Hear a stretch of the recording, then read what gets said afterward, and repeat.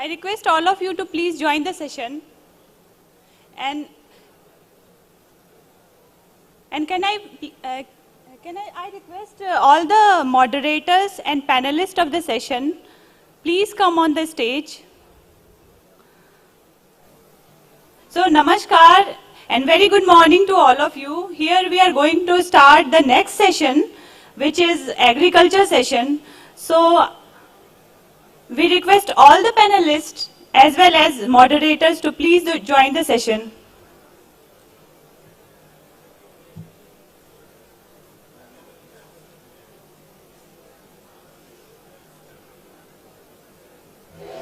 भारत विकासशील से विकसित राष्ट्र बनने की राह पर अपनी आकांक्षाओं के साथ अग्रसर, जिसमें समावेशी विकास, सतत प्रयास और तकनीक व अनुसंधान से विश्व रैंकिंग में, प्रौद्योगिकी में निवेश के लिए स्टार्टअप इकोसिस्टम और यूनिकॉर्न कंपनियों की संख्या में, एससीआई जर्नल्स में भारतीय वैज्ञानिकों के प्रकाशन की संख्या में और विज्ञान और इंजीनियरिंग में पीएचडीज की संख्या में तीसरे स्थान पर है।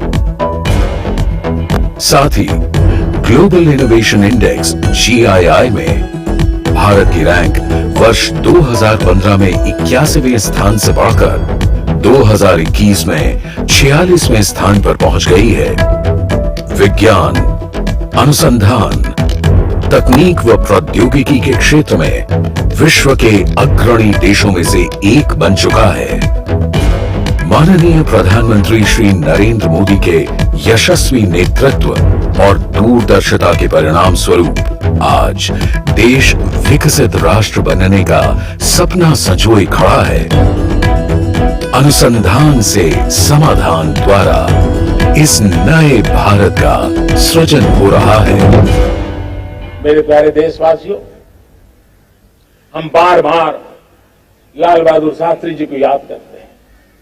जय जवान जय किसान का उनका मंत्र आज भी देश के लिए प्रेरणा है। बाद में अटल बिहारी वाजपेयी जी ने जय विज्ञान कह करके उसमें एक कड़ी जोड़ दी थी और देश ने उसको प्राथमिकता दी थी। लेकिन अब अमृतकाल के लिए एक और अनिवार्यता है और वो है जय अनुसंधान। जय जवान जय किसान जय विज्ञान जय अनुसंधान, इनोवेशन। और मुझे मेरे देश की युवा पीढ़ी में भरोसा है, एक नया विश्व तैयार हो रहा है। भारत उसे आगे बढ़ाने के लिए, और मैं साफ देख रहा हूं दोस्तों, ये डेकेड मानव जात के लिए डेकेड का समय है, टेक्नोलॉजी का डेकेड है। भारत के लिए तो ये डेकेड जिसका मन टेक्नोलॉजी से जुड़ा हुआ है, आईटी की दुनिया में भारत ने अपना एक लोहा मनवा लिया है, तो ये डेकेड का सामर्थ्य भारत के प्रयास है। इसी दूरदर्शिता के फलस्वरूप विज्ञान, अनुसंधान और प्रौद्योगिकी आज भारत की विकास यात्रा का अभिन्न अंग बन चुके हैं, आत्मनिर्भरता का आधार बन चुके हैं।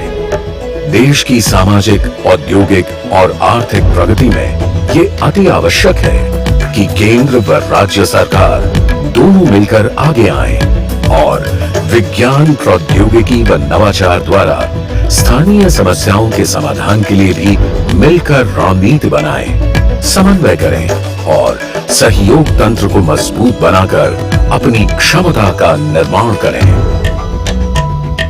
प्रधानमंत्री श्री नरेंद्र मोदी के सबका साथ सबका विकास मंत्र को ध्यान में रखते हुए विज्ञान और तकनीक को बढ़ावा देने तथा केंद्र व राज्यों, केंद्र शासित प्रदेशों को एक मंच पर लाने के उद्देश्य से केंद्रीय विज्ञान और प्रौद्योगिकी मंत्री डॉक्टर जितेंद्र सिंह के मार्गदर्शन में सेंटर स्टेट साइंस कॉन्क्लेव का आयोजन किया जा रहा है।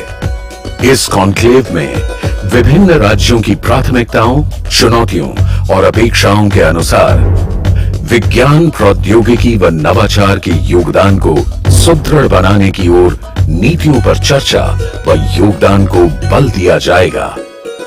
सेंटर स्टेट साइंस कॉन्क्लेव 2022 देश के सर्वांगीण विकास की ओर एक अहम पहल है।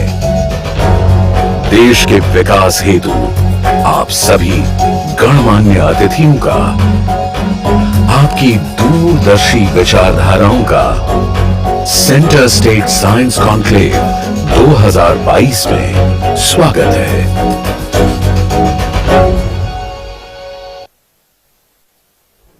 So, first, we have to start the session. This is a very important session, that is agriculture, technological interventions for improving farmers' income, including the two important mission, which is Aroma Mission and Purple Revolution.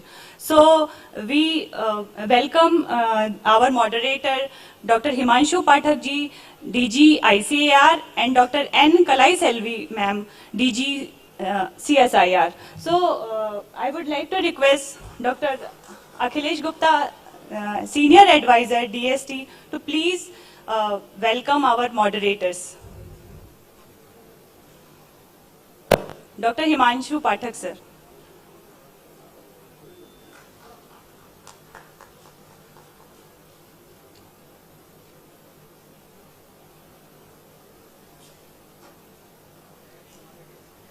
And Dr. Kalai Selvi, ma'am. Welcome, ma'am and sir, to our panel. So I would like to request Dr. Himanshu Pathak, sir, to please facilitate our members. Dr. A.K. Singh, DG Horticulture and Crop Sciences, ICAR.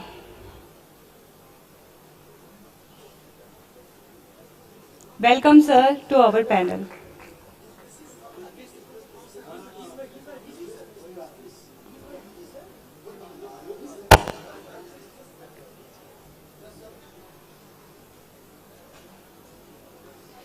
We request, sir, to please honor Dr. K.B. Kathiria, Vice Chancellor, Gujarat Agriculture University, Anand.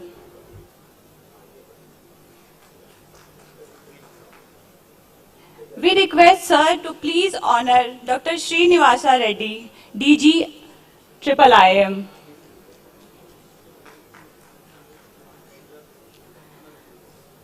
We would like to request Kalai Selvi ma'am to please honor our next panelist.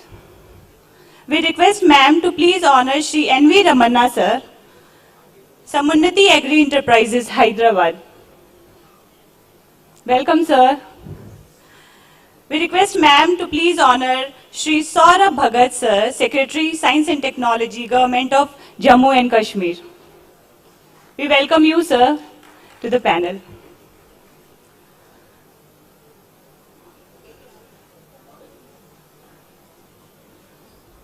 We request ma'am to please honor Dr. R. Srinivasan, sir, Member Secretary, S&T Council, Government of Tamil Nadu.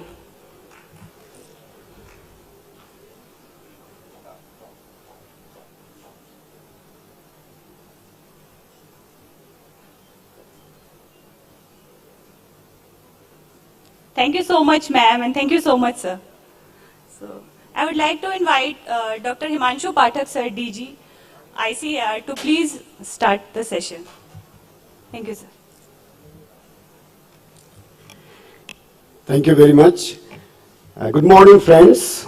In this session, as you know, we are going to discuss about agriculture, how to improve farmers' income, along with several revolutions, particularly the purple and others. Friends, agriculture started around 11,000 years back. So this is the oldest profession and also possibly the riskiest profession. But if you see the development in agriculture, at least after independence, since 1947, we have achieved tremendously, and the success of Indian agriculture is globally acclaimed. The country which was living sheep to mouth, the country which was depending on the import of food grains to feed the population, now is exporting food grain and many other agri commodities. And now India is a major player to ensure food security of many other nations. So that has been the achievement of Indian agriculture, at least after independence. And to trigger this development, we have got a very wide and vast system. We have got Indian Council of Agriculture Research. This is the largest research and development organization of the whole world. It has got 113 research institutes located in different states with more than 6,500 scientists. We have got 74 state agriculture universities. We have got 4 deemed to be universities, and all these 4 are very reputed globally. We have got 3 central universities, and we have got a vast network of 731 Krishi Vigyan Kendras or agriculture knowledge centers. And we work very closely with the state governments because agricultural problems are very, very location specific. One solution or one technology cannot be replicated elsewhere because the climate is different, soil is different, management is different, food habit is different. So all these things are different. So therefore, we have to work very closely with the state governments. Fortunately, ICR has got a very good network to work with the state governments, starting with our state agriculture universities, where we run our all India coordinated projects. We also have our KVKs, and 75% of these KVKs are controlled by the state agriculture universities. We also have regular meeting, particularly 2 important meetings. One is before the Kharif season, other one is before the Rabi season, to decide what kind of technologies, what kind of practices to be followed by each and every state in the forthcoming season. And besides, there are several other arrangements through which we work with the states. But friends, all of you will agree that our earlier challenge of agriculture was probably to increase the food production, which we have been successful to a great extent. But the current challenge is not unidirectional, rather multidirectional. Not only we have to increase the production and productivity, we also have to increase profitability, which is the theme of today's discussion. Also, you have to become more climate resilient because climate change is a reality. We also have to ensure sustainability so that we do not pollute or degrade the environment, be it soil pollution, water pollution, atmospheric pollution, and so on. And to ensure that, we need to integrate very closely our modern science and technology, and we must thank our Honorable Prime Minister to include that particular phrase, Jai Jawan, Jai Kishan, Jai Vigyan and Jai Anusandhan. So we are going to discuss about Kishan, Vigyan, Anusandhan, और जवान भी ज्यादातर वो किसानों का घर से ही आते हैं. So we are going to discuss about Jawan also. All those 4 terms are going to be discussed over here. But as I said, now Indian agriculture, after achieving so much success, is also facing tremendous challenges. So in this particular panel discussion, we are going to take an holistic view of how new science, new technology will be taken to the farmers' field, who are ultimate user of the technologies, in a strong collaboration with the state governments. So friends, we have got today very senior scientists as well as officials from Indian Council of Agriculture Research. I shall introduce them when they come. We have got Honorable Vice Chancellor from one of our very prominent state agriculture universities. We have got representatives from other science departments from the state governments, and we shall introduce them as their turn comes. And also, we have got representatives from very promising startups. So we have got a kind of all combinations who will tell us how to take new technologies, new research, new science forward in collaboration with the state governments. So with these few words, once again I welcome each and every one of you for this panel discussion. As you know, if agriculture is right in this country, everything is right. And if agriculture is wrong in this country, nothing can be right. Because till today, 2/3 of our population directly or indirectly depend on agriculture. 50% of workforce are engaged in agriculture. And this agriculture is practiced in 14 crores households. So you can see the magnanimity, vastness, and also uniqueness of Indian agriculture. I once again welcome each and every one of you for this important panel discussion. Thank you very much.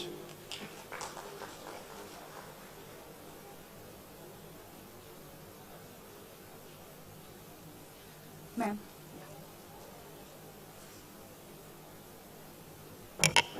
Pleasant morning to every one of you.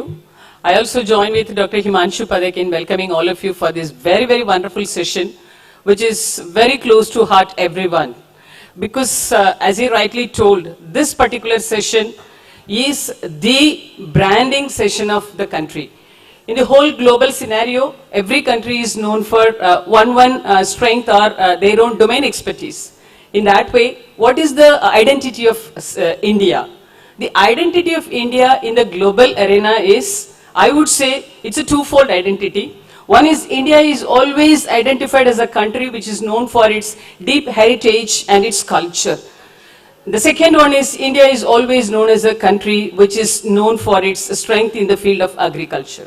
Because we strongly believe, country strongly believes that farmers are the backbones of this particular country.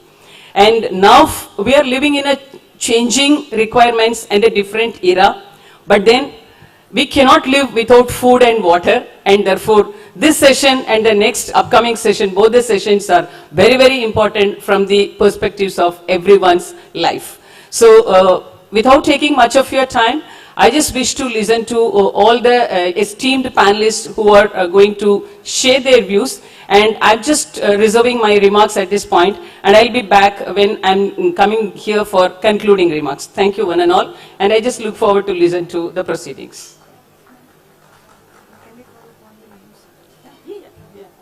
So we request Dr. A.K. Singh, DG Horticulture and Crop Sciences, ICAR, to please.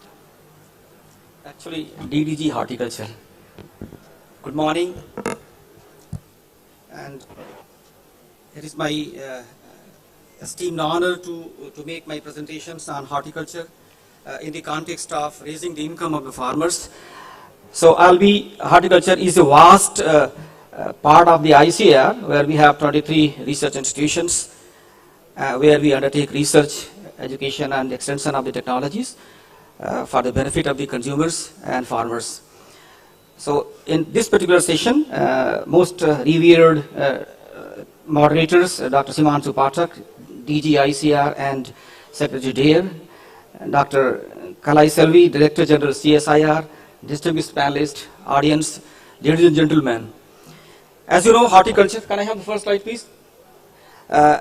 I'd like to inform the audience that in horticulture we work ICAR through 23 institutions work on 134 different crops, representing fruits, vegetables, ornamental, plantations and spices, as well as seed spices crops. Next one please.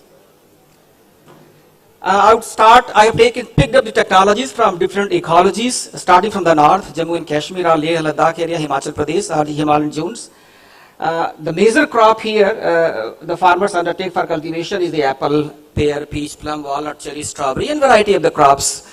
So the apple is number one, which occupies roughly about 300,000 hectare area. The productivity in country is hardly 9 tons, and the global average is 14.5 these days. But there are farmers using our technologies. They are harvesting more than 6.6 tons in a high density orchard. Next one. So these are the some varieties. We have achieved the productivity, raised income, and without any dent in the quality, and in a manner which is ecologically sustainable to the fragile ecosystem of the Himalayas. Next one. These are the just simple representative samples. We developed many varieties. We also developed the matching production technologies. We tried to develop the new architecture of the plants, demonstrated in the farmers field. Now more than 4,000 hectare area is there in the high density system with the varieties, where we have the combination of the rootstocks. The audience, those who are not knowing this fact, that the root portion is different, a different species, and the top portion is entirely different. So a combination of this one and the architecture of the trees, that plays a very critical role. That is why the productivity of the apple in the Occidental countries is very high. We have tried this experiment, and we have been successful. There are farmers whose productivity in apple is 66 quintals, very high. Next one, please. These are some of the farmers we have picked up where we have demonstrated. See the income from the conventional planting systems from 600,000 rupees in a calendar year, it has reached to the 20 lakhs per hectare area. Massive. And the quality has also improved. As a result, some in a calendar year, so for the few months, India also export our apples to the neighboring countries, particularly the BIMSTEC countries. Next one, please. See, in India, we are the biggest producer of banana in the world. We produce about 31 million tons. Uttar Pradesh, the biggest state. 10 years back, they never produced any banana, but now it occupies more than 100,000 hectare area, and the average productivity in banana in India is 36 tons. In UP, it is touching more than 46, 47, 48 tons.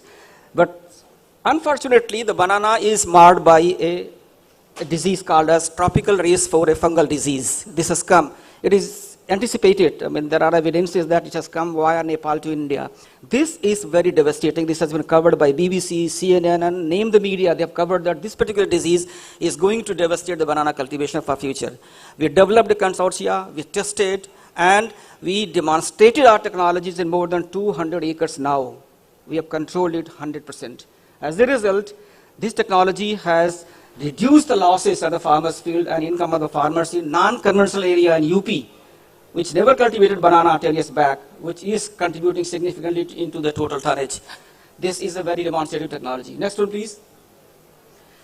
Similarly, in case of tomato, although, I would like to tell you the story, we produce about close to 21 million tons of the tomato, but still the tomato puree is being imported in India, because in the past we did not pay any focus. We didn't realize that this is going to be the need of the hour tomorrow or the day after tomorrow. How the tomato, what kind of variety we need for the processing. As a result, we focused more on increase in the yield and the disease resistance. But now we have come up with many varieties which have the dual applicability, both for processing as well as for table purpose. We developed these varieties where the production is 100 to 100 tons. And the national average is 24 tons. Entire Northeast is bringing tomato from the plains throughout the year. We introduce all these varieties in all the northeastern states, and particularly in Mizoram, where almost 100% of tomato is being produced there locally by our varieties. Similarly, these technologies are playing a big role in the entire northeast region. Next one, please. Agli slide pe jaiye. These are another set of the variety. In case of sweet potato, the demand of sweet potato in Europe and North America and South America is rising like anything. Growth is more than 67, 70 or 70% every year because of the nutritive value of these things. And these are the set of crops. The sweet potato, they are much more resilient naturally to the climate changes. And we have demonstrated in two varieties where we have increased the anthocyanin content and the beta carotene. And one of these varieties were mentioned in Man Ki Baat of the Honorable Prime Minister. These varieties are doing very well in the different parts of the country, particularly in the tribal belt of Odisha and Chhattisgarh and Jharkhand. So there is demand of this variety from the various corners of the country for processing and also for use in the various farmers, including the fresh format. Next one, please. We are moving to the southern peninsula, where the spices contribute significantly. Pre-COVID export of the spices was 24,000 crores. During the COVID, our export from the spices stood at more than 28,000 crores. And the role of our varieties here in this particular sector is enormous. We work on more than 17, 18 different spices crops, where we have developed the varieties, matching production technologies, biocontrol measures, nutritive capsules, and we have done the value addition of the farming of spices itself. As a result, the demand for our technology is very high because they have become very, very remunerative per unit area, per unit time. And the demand of such technologies is also coming from the various corners of the world, particularly the Asian countries. Next one, please. In case of banana, this is a very stark development where we developed tissue culture technology. And this is a curriculum slide, because the crops looks very similar in the early stages. Next one, please. We developed a previous one. No, the previous, yes, this one. We developed a new method of the plant propagation where each and every eye of the rhizome is used as a planting material. As a result, demand for the planting material rhizome has gone down, and the cost on account of the planting material itself is reduced significantly, which is ultimately raising the income of the farmers. And the demand of this planting material is rising very, very high, and movability of the planting material from the South India to the eastern part of the country or wherever this crop is cultivated for commercial purposes has reduced significantly. As a result, this is very, a carbon positive method of transporting it. Next one, please. Similarly, in case of spices, micronutrient mixture we have developed, whereby the cost on the nutrient requirement is also going down. Next one. In case of Tamil Nadu, we are deploying multi-layered cropping. As a result, we have reduced the cost of production, and the income of the farmer is also rising very high. We have demonstrated in more than 20,000 hectare this particular technology, and the demand is really very, very, very impressive. Next one. In onion is a very, very big story ICR has done. We have moved the production of the Kharif and late Kharif onion production from the traditional areas to the non-traditional areas in eastern UP. In more than 500 hectare area where the productivity is very high. Our varieties, our technologies and value addition of the onion has really increased the income in those particular areas. And we believe that in the years to come, the onion will never be imported from any other countries. Next one. These are the varieties, just for the sake of information. Next one. These are the picture of the areas. Next one. Similarly, in case of the western part of India, pomegranate is doing so well because of our technologies. Now we have contained the infestation of diseases, fungal diseases, bacterial blight, and quality has improved. Export has also increased as a result of the farmers' income also. Next one. You can see the export, how this has risen in the last 10 years. Next one. Here we have tried with the combination of the poultry farming as well as lychee and mango, where the reduction in the incidences of the pest and pathogen has gone down, income of the farmer has been increased. Next one. Similarly, in mushrooms, this is a variety of the mushrooms we have introduced, technologies as well as the spawn production, and more than 70% of the mushroom production in India is confined to the button mushroom, but we have diversified. More than 7-8 varieties have been developed and demonstrated, and there is a big demand for pharmaceutical value also, and also for from the other angles of the nutrition. Next one. In case of potato also, these are the varieties which have the many traits in them. It's become very popular. As a result, we are able to produce more than 53.5 million tons. Next one. You can skip this one. We are producing more than 3,000 tons of the breeded seeds through the aeroponic system. That is supplying more than 40% of the seed requirement in India from this system, which is disease-free. Next one.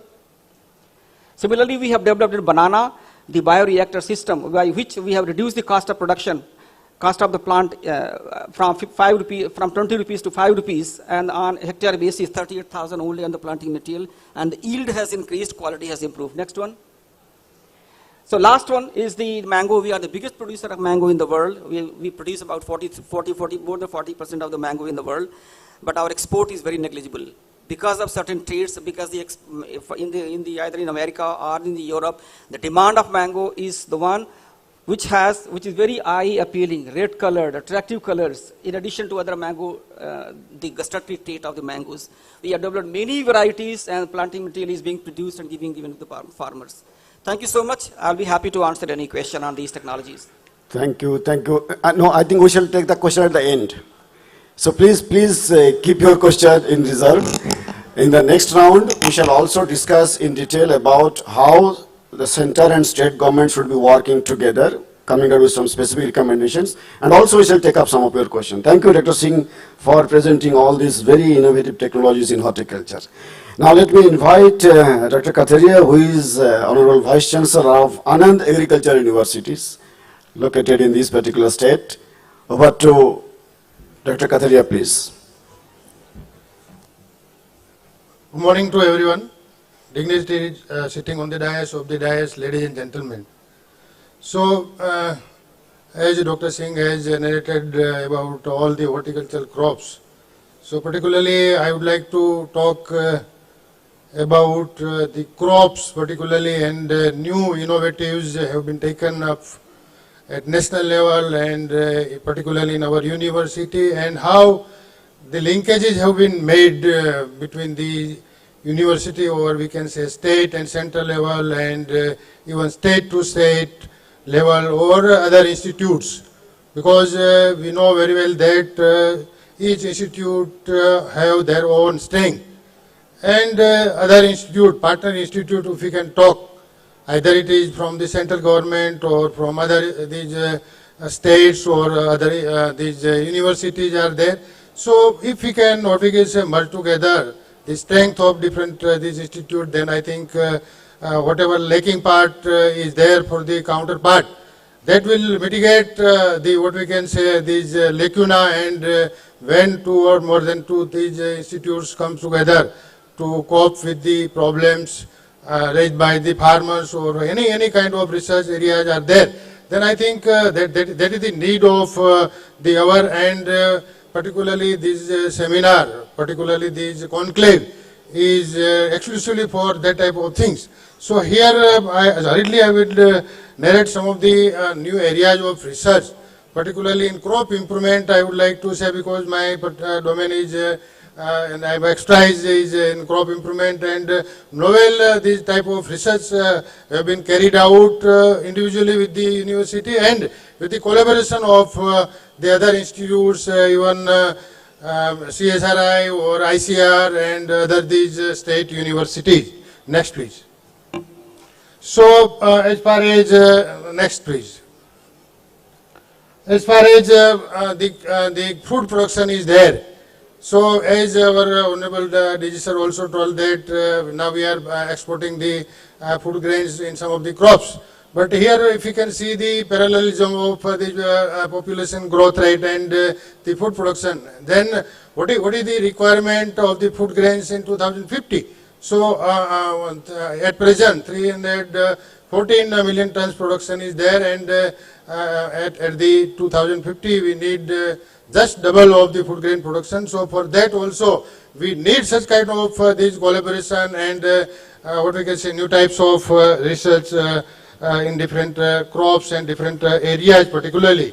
So if we can see the biotech crops particularly, next please. So here we can see that how this biotechnology in each and every field we are talking about the biotech. So actually how much the area has been increased from 1996 to 2019. So here from 1.7 million hectares to 190 million hectare area is increased under the biotech crops. So this is what we can say one very good this signal is giving, that if you can increase the biotech crops, then definitely will help to increase the production and productivity as well as the quality of the produce. Next please. So here some of the crops, here particularly cotton, soybean and maize and canola. So how these conventional crop area is there and the biotech crop area is there at present. So this information is given, and particularly in soybean, cotton, large area is under these biotech crops particularly. The another most important these researchable area is coming up at global level, particularly for the improvement of the crops and nutrient these parameters. So genome editing is the what we can say utmost this area where everybody is talking, and even in our country also we are doing a lot of research on this genome editing. And before what we can say the previous year, there was a lot of confusion about the genome editing, either it is called as a GMO or not. But our government of India has taken up a very good positive massive this what we can say action, that in some of the crops the CRISPR and other technologies used under this genome editing may not come under this GMO, and due to that reason the new area of research has been emerged, and I think in different crops definitely we will come with the new product of the, what you can say, in form of varieties or other things particularly. So here some of the, next please. So some of the examples are given for these genome editings and for which trace in specific crops can be dealt.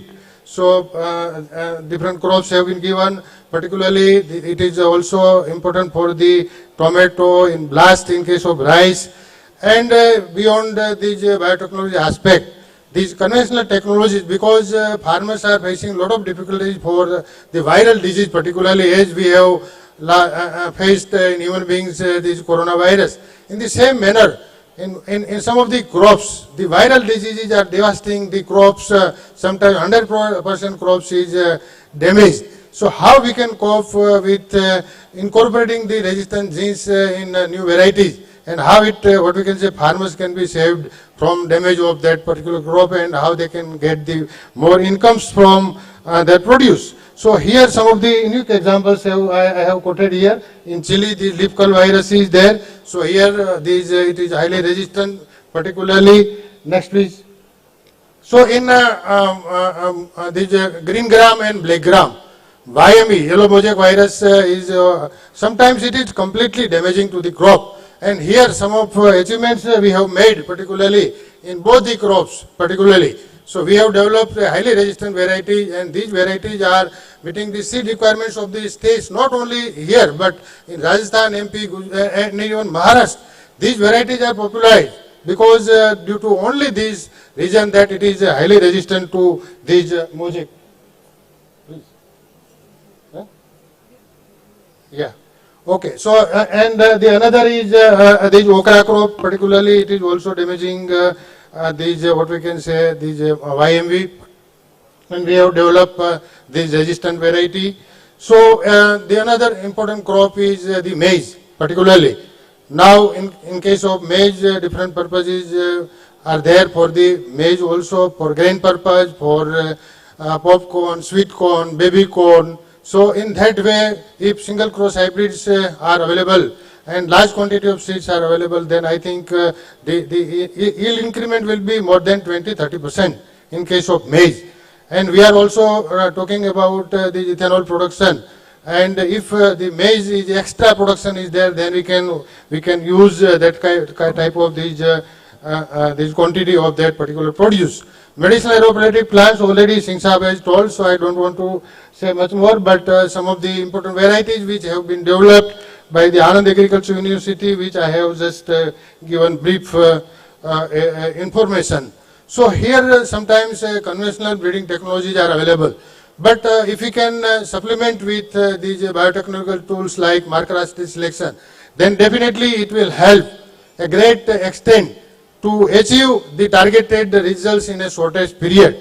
So this marker assisted selection also, some of the areas, next please. So some of the information is here given. So here I don't want to just give detailed information about that. And one more important thing is that we have the very good strength about the date palm tissue culture protocol. And sir, I would like to say that in coconut, first time we have generated these tissue culture protocols in the country. So now we are rectifying it, and if it will be thorough, then I think it is a great thing in case of these researchable areas. So next please. See, the nanotechnology is there, next. So now particularly the integration or linkage is there. So here the one new course at national level we have started this year, the MSc Agriculture Analytics. So here also the three institutes, national level institutes have come together, and we have used the expertise of all the three institutes, and this year we have given admission to 30 students, and this semester is already started. So linkages particularly I would like to say, just 1 minute or one half minutes, okay. So linkages, or we can say these, in case of ICR particularly, so particularly in our Anand Agriculture University, sir, 16 AICRP centers are there, and on different crops and other these areas, We are working with the ICR, with collaboration with the ICR, and not only that, but the other institutes. So where we have very good collaborations with the other institute at national level, that I have given this information. So I think in coming years, if that type of things will be there, then I think definitely there is a win-win situation if we can collaborate with different institutes at national level or different states. Thank you very much. Thank you, sir. Thank you, Dr. Kathiria. Thank you very much for giving some of the very significant outcome. Friends, just for your information, as Honorable Prime Minister also talked about climate resilient crop varieties, ICAR along with SAUs and other partners including DBT, CSIR, so far has released 1,724 climate resilient varieties of several crops. It has also released several of the biofortified varieties of important crops like rice, wheat and so on. Now our role will be working with the state governments to take all these climate resilient varieties to the farmers' field so that we will be able to de-risk agriculture from climate change abnormalities. Thank you very much. Friends, our next panelist is Dr. Srinivas Reddy. Dr. Reddy is the Director of IIM. Dr. Reddy, the floor is yours. Thank you, sir. Thank you. Before that, thank you, organizing committee, for making me part of this science conclave. It is I'm sure you all agree with me that it is a great initiative. Probably it is the first time where center and state science councils are together on a single platform, and I'm sure this will help us in strengthening and also for coordination and also collaboration, whatever we want to do, particularly in the larger schemes. So I'll try to be brief on, particularly I'll focus on this aroma mission and purple revolution, which is very close to our organization CSIR.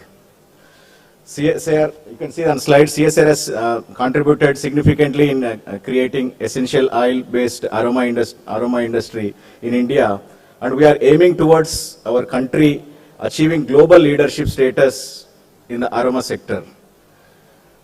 By looking at the potential to increase income of small and marginal farmers, we have started this first phase of aroma mission in 2017 in April, of course, with the suggestion from Prime Minister Office, and right now we are in second phase of aroma mission. So under this aroma mission, so CSIR has implemented, planted about more than 26,000 hectares of aromatic crops across the country. So benefiting directly more than 13,000 farmers. You can go to next slide actually. So these are the lab, go back to this previous. Can you go previous slide please? See, CSIR, of course, there are multiple labs. Right now, CSIR CMAP is heading, but we have other labs like IIIM, IHBT, NEAST, NBRI, IITR, and URDIP are part of this mega mission project. So go to next slide. So during this process, about 13,000 farmers, basically 13,000 farmers are included in this program, and about 2,000 tons of essential oil was produced. So each farmer has increased their income, about, again depending on the crop, about 30,000 to 70,000 per hectare. So that's a huge, always our Prime Minister always was telling that doubling the income, but like by looking at this statistics, what we have in aroma machine, we already 3 times in average. Of course, in some crops, we also increased up to 8 to 10 times in few cases. And also we generated about more than 12 lakh man days so far, and more than 73,000 persons were trained in cultivation and also processing of aromatic crops. And among this, interesting to note that about 16,000 women are part of this program. And India is now leading to, I wanted to give a couple of success stories on this one. There are 3, first one is on the lemongrass. So more than 600 tons of essential oil in 2021. has been basically exported in the country. So this is basically, again, this is a big success story, and this is also captured in Pradhan Mantri ji's Man Ki Baat. And another success story is Golden Revolution of Himachal Pradesh, where production of 6.5 tons of wild marigold oil, which has enhanced the farmer's income by 2.5 times. So over the traditional crops. That's again another big success story I can tell. And of course, we are all, this aroma mission always implemented with the coordination of various states. So we spread across the country. Can you go to next slide, please? So here, just you see that the green dots, they're all clusters of aroma mission. So we have more than 2,000 clusters across the country, from Kashmir to Kanyakumari. We like everywhere our presence is there. And can you, among that, I want to focus on this. There's called tribal clusters. Can you go to next slide, please? So here about 20 clusters, the red dots, they're all tribal clusters, again spread across 29 states, and various states have accepted this our aroma mission, and they're all trying to get in touch with our all our CSR institutes. They want to implement this new, particularly this all these aromatic and medicinal plants in their in place of classical crops. So can you go to next slide, please? So another one I wanted to touch upon this is a purple revolution. I'm sure if you have a smartphone, if you type purple revolution, so there are a lot of hits comes. So recently it becoming very popular, and this is again in Jammu. We started in the Jammu Kashmir area, has taken place as part of aroma mission, of course. And what we did is over the decades, IIIM Jammu developed a new variety called RRL12. So that's basically that is suitable for the conditions, and also there are some of the markers that are improved for other beneficial effects of humans. And so what happens is, like when we started this, like farmers initially they were reluctant, but recently it became more popular. Almost like 8 to 10 times this their crop income is increasing. So that's basically accordingly this became more popular, and also. Our own Mantriji, Dr. Jitendra Singh is also becoming our brand ambassador. Wherever he goes, he talks about it. That really this is becoming more popular now, and other states also they are trying asking us to provide this quality planting material. Of course, this cannot be grown in other places. This only grown in the places where snow is there. So that's why that is a kind of restriction is there. Only for few places we can do that one. And I'll give you some statistics about farmers of just one district in Doda district in Jammu area. So they earned about more than 5 crore between 2018 to 2022 by selling dry flowers and quality planting material of this lavender, and of course lavender oil. That is a major component. And the current production of this lavender oil in the region, of course, earlier stage, like inception stage, we call it. But if it really flourishes more, and I'm sure we'll be in a position to accommodate all our domestic needs, and if required, we may do like a export as well. So that's what I want to talk about it. But like next slide, please. So the next slide.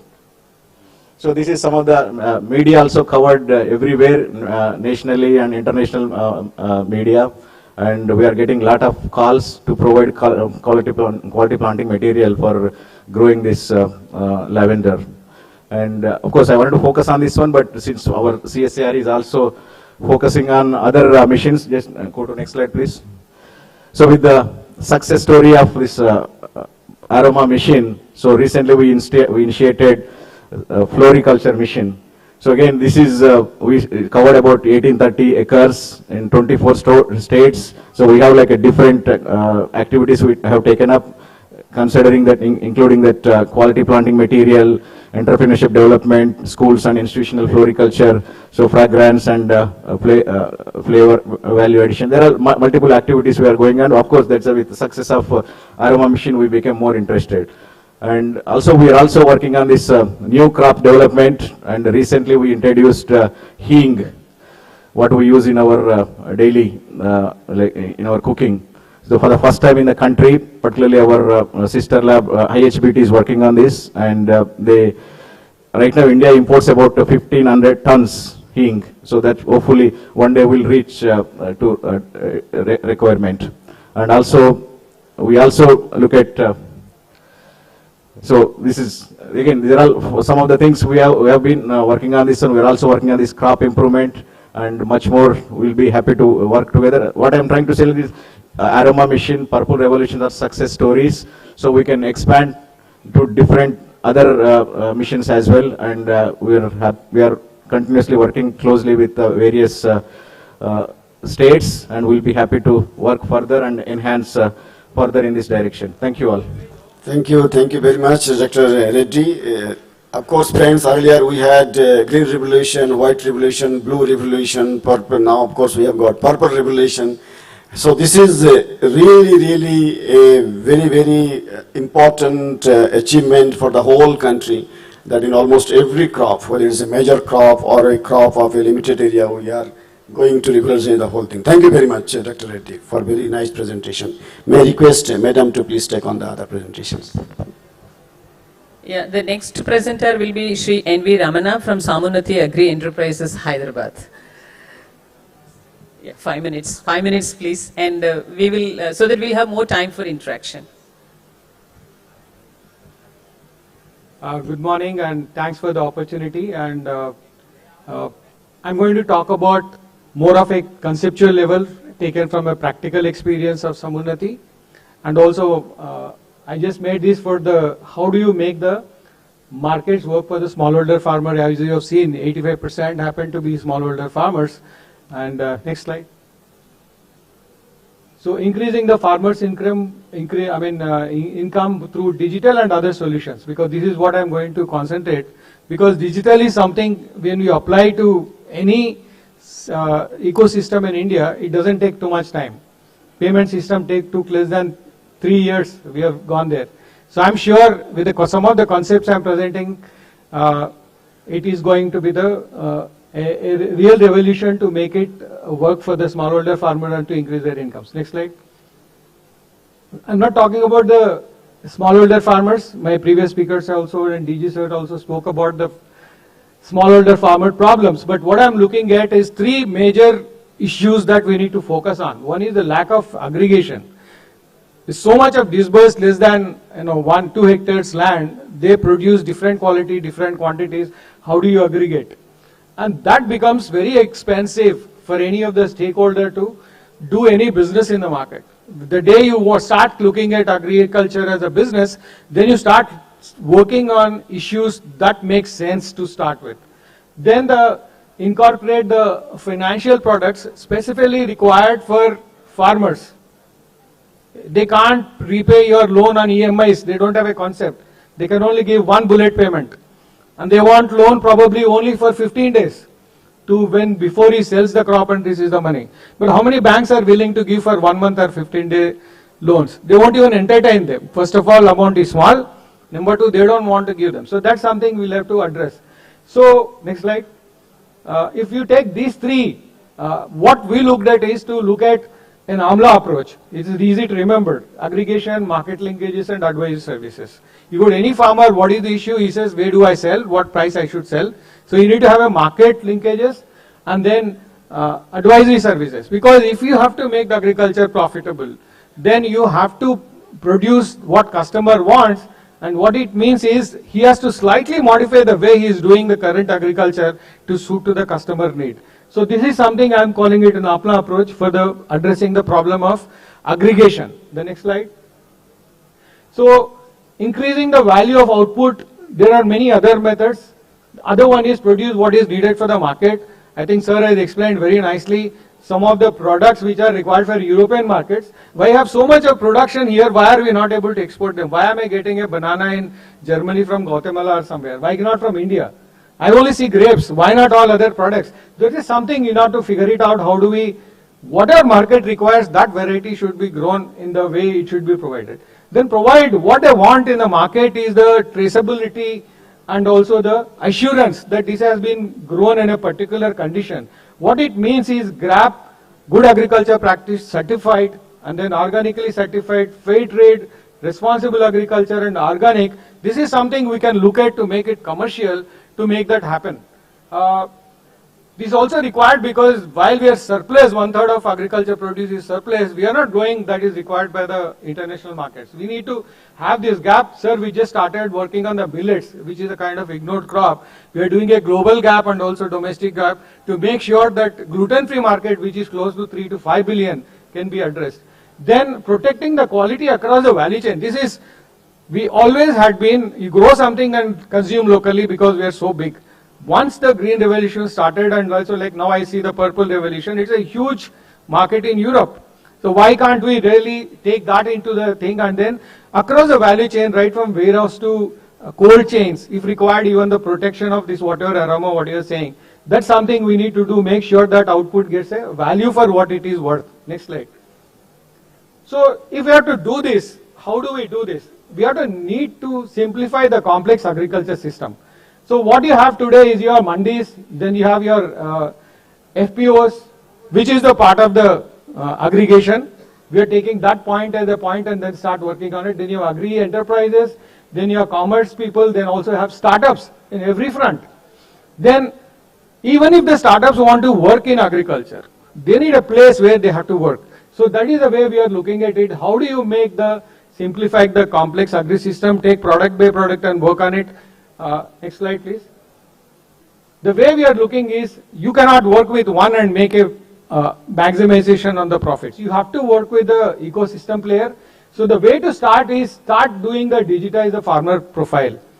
We are saying today, I'm not saying from a theoretical, we have done more than associated with 1200 FPOs, 200 of them fully digitized with their know your membership. And then all the details of the farmer is already digitized. That makes sense for a startup or for the market players on the right side, where you see they are the people who want ready-made digitized platform for them to operate. This is where you can get the technology. Otherwise, you will continue to work with individual farmers on a smaller basis. It will never scale up. So that is the reason we are saying, take this ecosystem. What do they want? They want a digital farmer profile with at an FPO level, or any aggregated, what I call it, agriculture collectives of farmers, then start working with it. Next slide, please. So if you look at the technology, actually enables for you to go non-linear scalability, which allows you to grow much beyond what individuals can grow. Next slide. So we are working at, we are working at farmer collective level and also at an enterprise level. That is the reason Samunnati has got so many 4, 6 platforms, 8 platforms right now, but this is only an examples that many more platforms are needed. I'm glad that I'm in midst of the people with the technology platforms are readily available. How do you integrate with agri system is something we need to figure it out. Next slide. So this digital wrapper, making it across the ecosystem is something we want to do. What we'll do is a faster efficiency, good agriculture practice and traceability. Next slide. Next slide, please. Oh, I'm not giving the climate smart agriculture. Sir has made about it, but go to the next slide. There are many areas where you can work, but what it gives you is it will reduce your cost of finance, and it is out of 6,000 crores we have done, almost 1,000 crores have gone to climate smart agriculture. Next slide. This is my final slide. But all these efforts should result in realizing our vision to make digitally wrapped agro ecosystem, to make markets work for the smallholder farmer, and to make value chains work at a very high equilibrium. What it means is reducing the cost of inputs, increasing the income levels, agri machinery at a call for the farmer, and credit history so that he can go to any institution and get the money, and build up a startup ecosystem and work on it. I think that's all I have to say. Thank you. Yeah, thank you, Ramana ji. Nicely represented many points, how to simplify the agri system, and your point on AMLO approach is also very interesting. I think you have discussed the technology-enabled agri system also. Thank you very much. So next speaker is Shri Saurav Bhagat, Secretary, Science and Technology, Government of Jammu and Kashmir. Sir, floor is yours.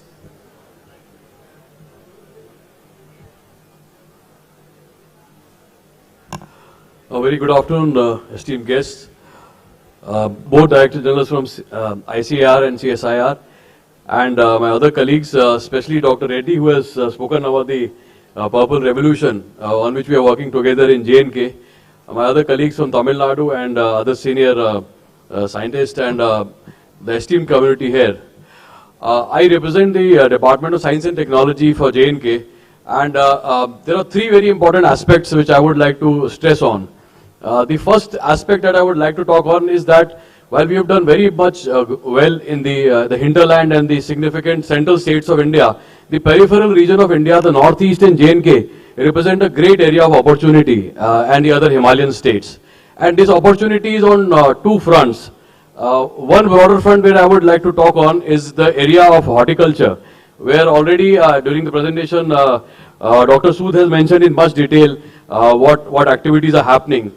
Whether we talk about the apple production, cherry production, peach, plum, apricot, pear, walnut, or even saffron, these are significant areas where lot needs to be done while lot is also happening.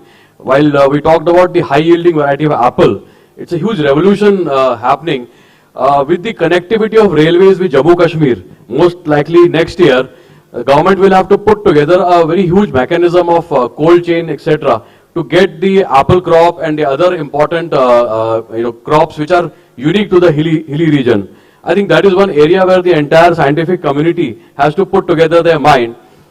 Even today, almost 50% of our horticulture crop, which is a very high value crop, gets wasted. Whether it is the road jams on the national highway or whether it is a lack of proper processing facilities. So therefore, I think a lot of R&D ecosystem needs to be developed right from the technology initiatives from the seed, distribution of seed material, prevention of pestilence, or for that matter, the entire forward-backward linkage. So the horticulture is one very, very significant area which can really add value. And as a couple of my colleagues said, that why should a banana go to European countries from Southern America, or why should not our crops go to these countries? Why even still today in our market a lot of crop from Thailand and other countries reaches, but we are unable to send it the other way around. A second significant area that I would like to talk on is the issue of forgotten medicinal and herbal plants. I would like to share with you that Jammu Kashmir, brief before independence, there was a Maharaja Act, where there was a particular herb called Kut. This particular herb is required for doing any religious ceremony in all the Buddhist countries. So whether we talk about Japan or any other country, so this Kut used to be produced in J&K and it used to be exported. And it used to account for almost 8 to 9% of the total GDP import for Jammu Kashmir. But later on we forgot about this crop, and now it is one of the endangered species. It is grown in the Gurez area. The second, as you have already seen, the lavender cultivation, the scope for rosemary cultivation, for Damascus rose, or for that matter mints, cat mints, jasmine, etc. There is extremely high potential. And IIM has been working very hard with the government of J&K for development of that area. I think there are on two fronts we need to work. First is wherever we have got the domain expertise and already the research has already been done, we can expand the cultivation. We have a very beautiful project of, there are two biotechnological parks which have been developed by the Department of Science and Technology. One is in Handwara and one which is in the Kashmir region, and one is in Kathua in the Jammu region. And these regions we have been developing our aromatic plants and other aspects. So therefore I would welcome a lot of investors from Gujarat who will come and utilize this great opportunity. The value addition is huge. Lavender, for instance, sells in the international market for almost ₹1,00,000 a liter, and we have a lot of potential in that area, and government can pitch in. There's a lot of subsidy support that we are trying to provide, so you can come and set up your units. Another area where we have to do a lot of research is the medicinal input. A very large amount of medicinal input which goes to various companies like Dabur, Himalayan, from the entire Himalayan states, but that is not properly structured, and in fact the actual farmer who actually grows it gets a very small share, and most of the money is made by the the intermediary contractors, etc., who would carry these important herbs. I'm talking about herbs like Nakshatri, which are utilized in making incense stick, We are talking about, Sarab Gandha, we are talking about Bach, Kali Musli, these kind of herbs which are grown. But for them, we need to utilize these biotechnological parks for their propagation. So I think these are the two important aspects I wanted to stress on. And the reaching of railways will be a great opportunity from the business community, because the ease of doing business in Jammu Kashmir will be very significant. And previously the entire produce comes out utilizing the trucks and other technologies. But now railways can connect every state of India and every business person to J&K. So I think these are the messages I had, and I'll be very thankful to both ICAR and CSIR to collaborate with the Department of Science and Technology, and we will provide whatever support is required for taking the cause ahead. As you know, Honorable Minister Jitendra Singh ji is very passionate about the Union Territory, and we've been trying to work very hard with the Government of India. So we would like to utilize every single peripheral and every single technology input that you have developed to improve the quality of life of the population in J&K. Thank you. Thank you, Saurabh ji. Thank you very much. First of all, I should really congratulate you for because you have finished it on time, number one. And second thing is, you were talking about the two-way trade, which was very impressive. Instead of thinking about import-dependent India, you wanted India to become export-enabling India. Our country is really looking forward that only. And your call to investors, I think it is well taken in this particular forum. And your volunteered support and your volunteered interest to work with the DST and CSR and with the Government of India schemes is really appreciable. Thank you very much. So the next speaker is Dr. R. Srinivasan, Member Secretary, SNT Council, Government of Tamil Nadu.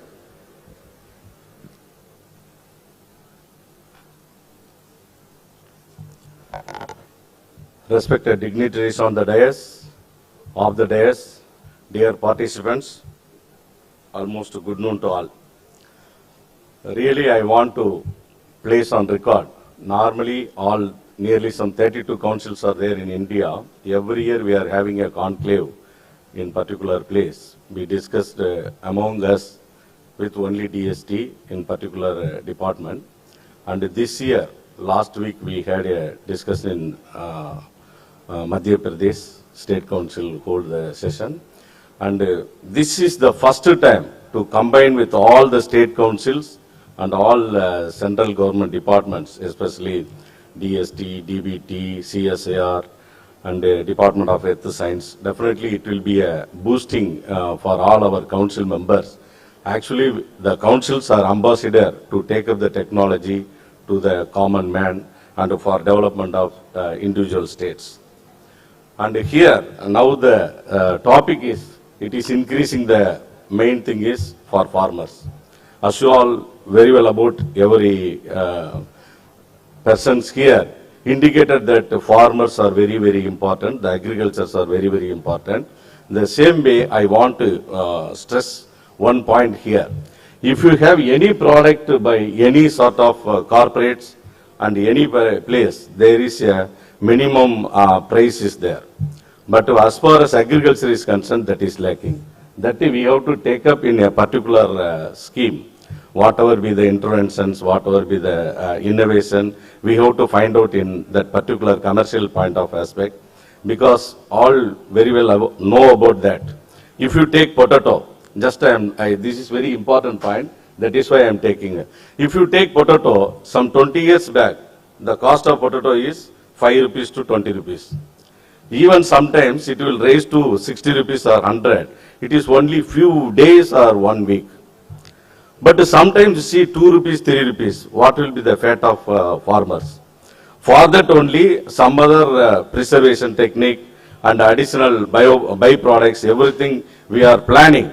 But it is a right time. Immediately we have to find out some solutions for this particular aspect. I am taking, even after 20 years, whatever be the rates of all materials goes to 5 times, 10 times, 20 times. But as far as this agriculture, particularly the vegetables and fruits, is not making up that level.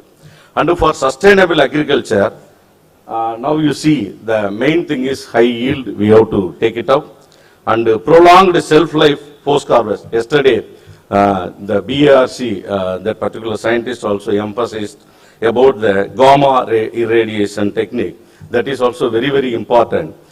Some 4 years back, all the councils have deliberation in that particular BRC. They showed all the technologies which are available with them that we have to take it to the society. That is one thing.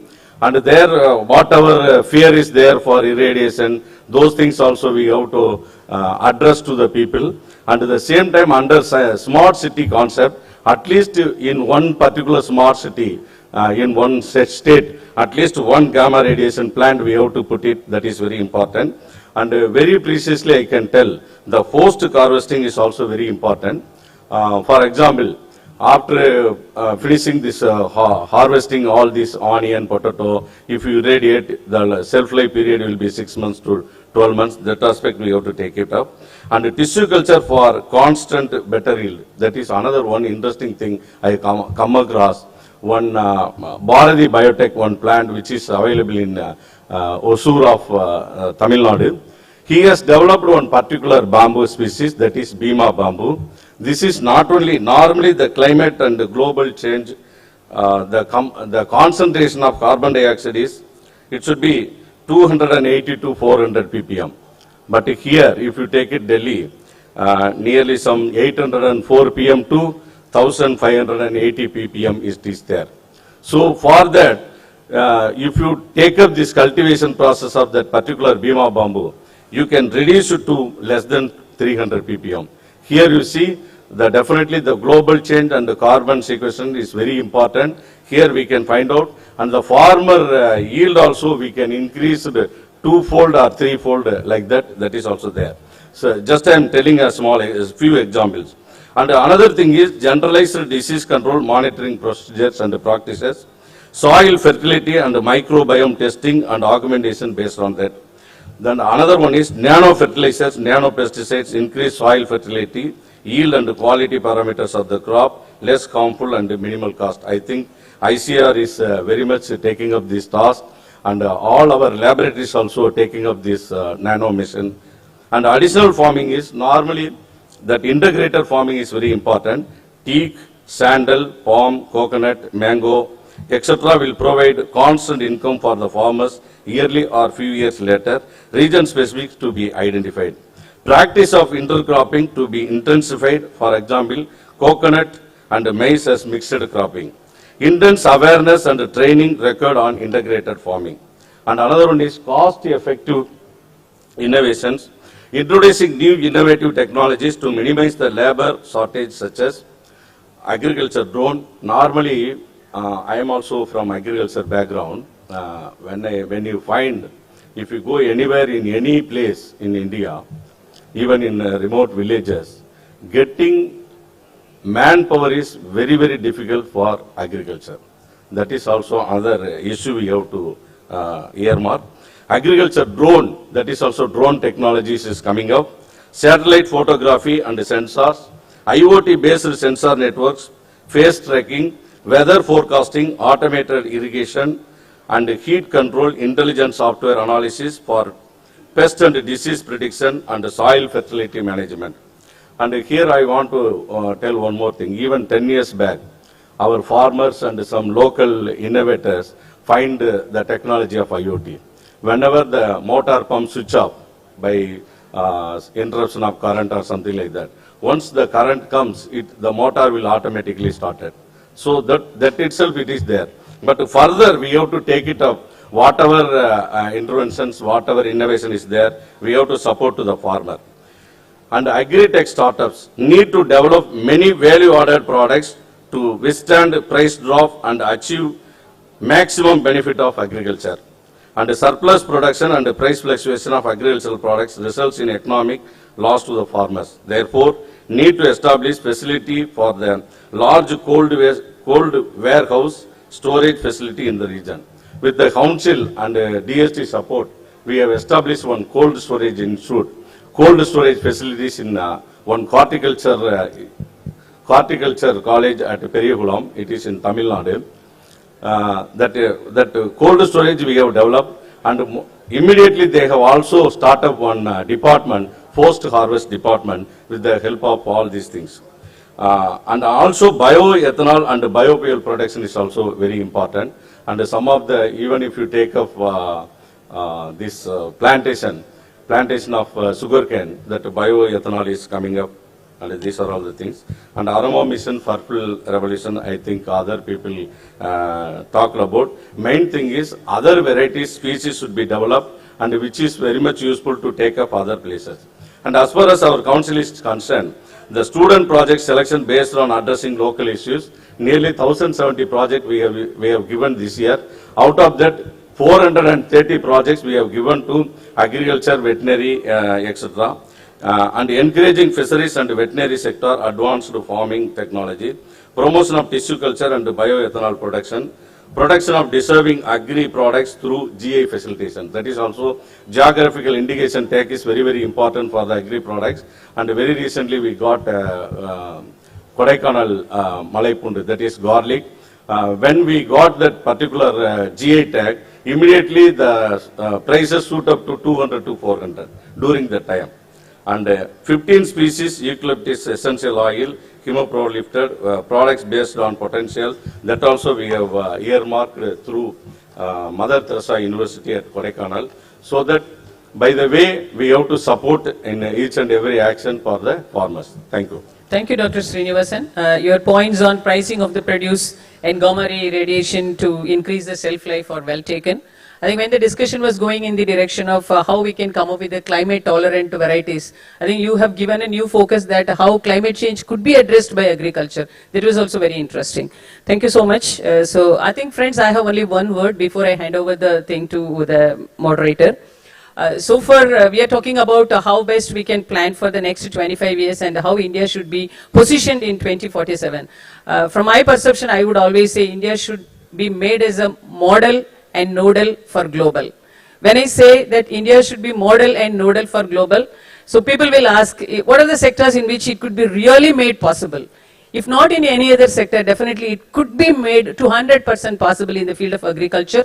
Because in the field of agriculture, what is it that basic requirement is? Water, soil, some work experience, knowledge and expertise. We have everything. So therefore, self-reliant India or Atmanirbharta or extent of indigenization or model and nodal for global, all these points could be definitely addressed, especially in the field of agriculture.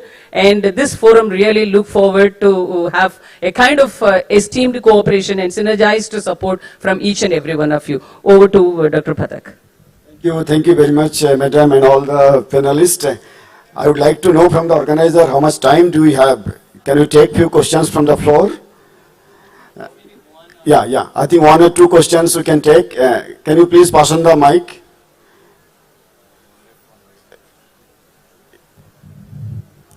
First of all, I would like to convey my regard to all panelists and Director General ICR. I'm very happy, and all panelists are very, expert in their field. First of all, I would like to introduce myself. Myself, Dr. D.P. Singh. Basically, I come from Uttar Pradesh. I completed my all education.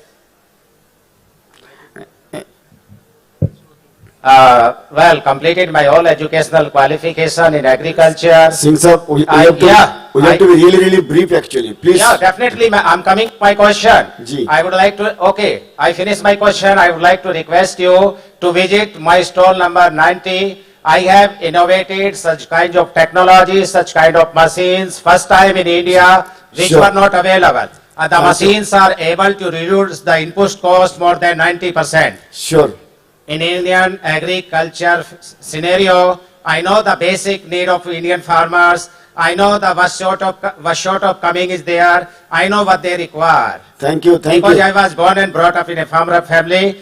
So I have innovated in agriculture, medicinal crop cultivation. Listen me 1 minute. You are here for us. Please. So please, all you, I have innovated such kind of technologies which is very useful in medicinal crop cultivation, horticulture crop cultivation, and in agriculture, field crops, oil seed, pulses, anything else. So please come, visit by stall number 90 and to have a samvad with me, everybody. Sure. I hope you all will be more happy. I'm sure about it.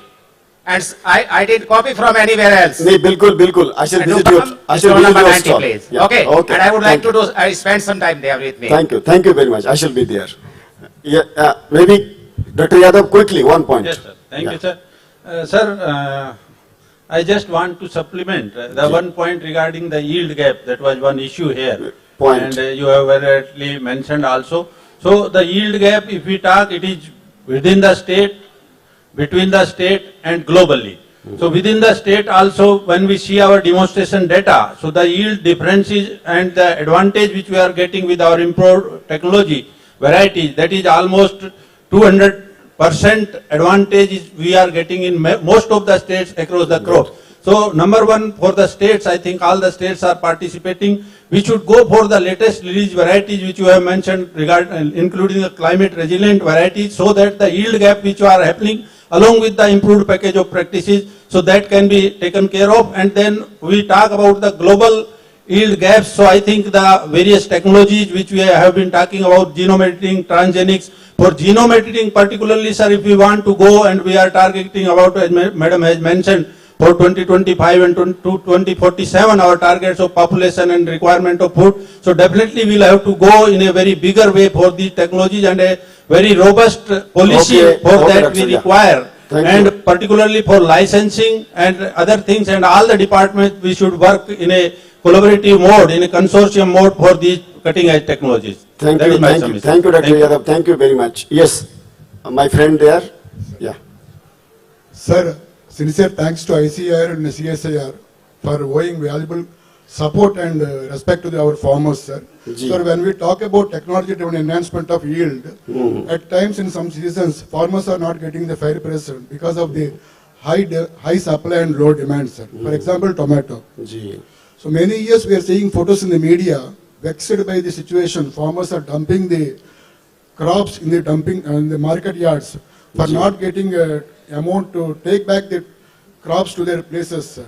So in vice versa, in other times as the consumers, we are purchasing same tomato at ₹50 or 75, sir. So I would like to know, is there any practice in ICAR to guide and ensure the farmers to adopt a crop timetable based on yield and market situations, sir? Sure. So if so why this problem is persisting? Thank you very much. Otherwise, how to address this completely, sir? Sure. Thank you. Okay, thank you very much. Okay, friends, if there is a quick one, last one maybe from our friend. Yes.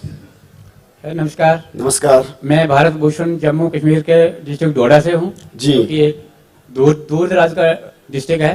वहाँ पे हमने 10 साल पहले lavender की खेती शुरू की थी। मैं धन्यवाद करना चाहता हूँ डॉक्टर रेड्डी का, जिन्होंने काफी मेहनत की, इन्होंने और इनकी टीम ने। तो हम लेवेंडर में काफी आगे निकल आए हैं। अब हम चाहते हैं कि हम वैल्यू एडिशन में आए। हम अपने प्रोडक्ट बना रहे हैं, स्टार्टअप का काम हमने शुरू किया है। हम चाहते हैं कि वहाँ पे आएँ और हमारी मदद करें, हमारे वहाँ पे आके एक वैल्यू एडिशन इंडस्ट्री में हमारी मदद करें और हमारे जो फार्मर हैं उनको और ज़्यादा फायदा हो। बहुत बहुत धन्यवाद आपको। असल में we are already running out of time and we should not be encouraging the time of the next session, so we need to conclude it. But before conclusion, just only 1 or 2 lines I would say. All our panelists have come out with very useful suggestions and also the achievements. But let me tell you what Dr. M.S. Swaminathan used to say, that for a farmer, only 2 aims are important: monsoon and market. So market, we discussed a lot about it. He says if these 2 are right, monsoon and market, then farmers will be able to get their benefit and their income could be increased. These 2 challenges still remains actually, and most of you talked about market, and also our friends from the floor also talked about market. Also you talked about monsoon means climate as a whole, so just it is not only monsoon, so climate as a whole. So friends, challenges are there, though our achievements have been great, but the past was great, but the future must be even greater actually.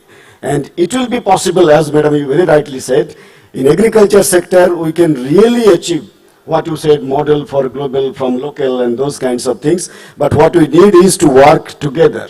CSIR, ICAR, DBT, DST, and of course the state departments, not only SMT or agriculture department, also farmer startups and everything.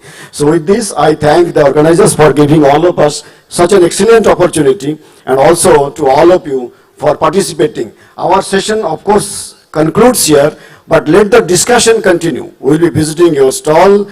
We can discuss after this session also. Let the information should flow from all direction, and then let us try our best to make Indian agriculture from great to greater. Thank you very much, all of you. Thank you all.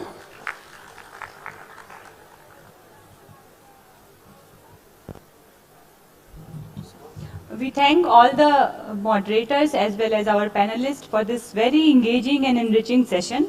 Thank you so much. And our next session is water, innovation for producing potable drinking water, including application of technologies like desalinization and heliborne method. So we'll back with in 10 minutes. Thank you.